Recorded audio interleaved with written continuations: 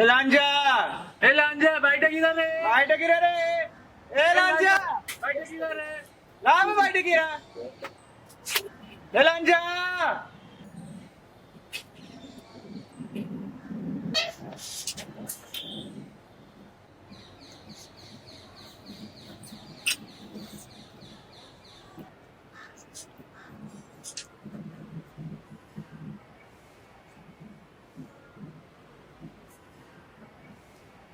లేచిపోయినానంటే ఎవరన్నా నన్ను నాకెంతో కష్టంగా ఉంటుంది.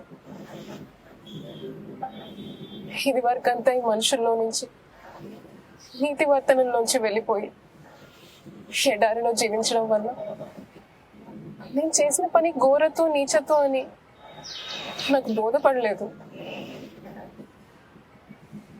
ఆ జీవితం అంతా సుందరమైన దివ్యమైన స్వప్నం వలె, ఆ ఎడారి పుణ్యభూమి వలె,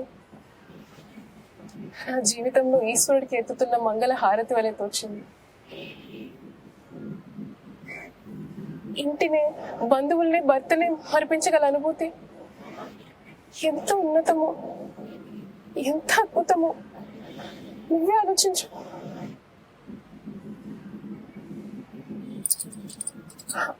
మీరని అనుభవించిన తర్వాత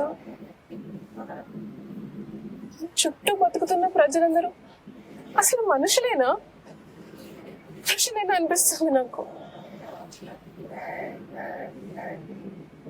నేను బండి దిగేటప్పుడు వీళ్ళు చుట్టూ పోగా లేచిపోయిందంటారా? కావాల్సింది శాస్తి ముండకి. చాలా బాగుందిరా మనిషి అని అంటూ ఉంటే అర్థమైంది నాకు లోక మార్గం. చివరికి నువ్వు అన్నావు లేచిపోవడానికి నీ భర్తకు లోపం ఏమన్నా ఉందా అని.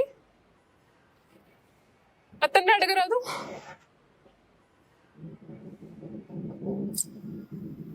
ఆమెరే నాకు కనబడకపోతే ఈనాటికి నా పెన్మిటితో సుఖంగా మత్తుగా ఇక్కడ కాపురం చేస్తూ పడి ఉండేదాన్ని. ఆమెతో నీకో ఇంకో పతివ్రతకో స్నేహమై ఉంటే మీరెవ్వరూ లేచిపోయి ఉండరా? అతని ఆకర్షణ నిగ్రహించలేని మీరు, నేను కాదు దానికి జవాబుదారి. ఒప్పుకోవు? మీరెవ్వరూ లేచిపోయి ఉండరా? నీ మాటే నిజమేనా? ఆ ఆకర్షణ అర్థమయ్యే హృదయం కూడా ఉండాలి కదా. కానీ మధ్యాహ్నం సోమరి గాలి తాకితే ఒళ్ళు గుల్లమని నాకు ఆమె విశాల వక్షపు ఒత్తిడి స్వర్గంగా అర్థం కాకుండా ఎలా ఉండగలదు?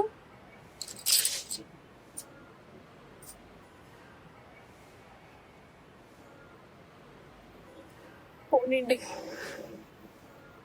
మీరే అదృష్టవంతులేమో. తగదా ఎందుకు?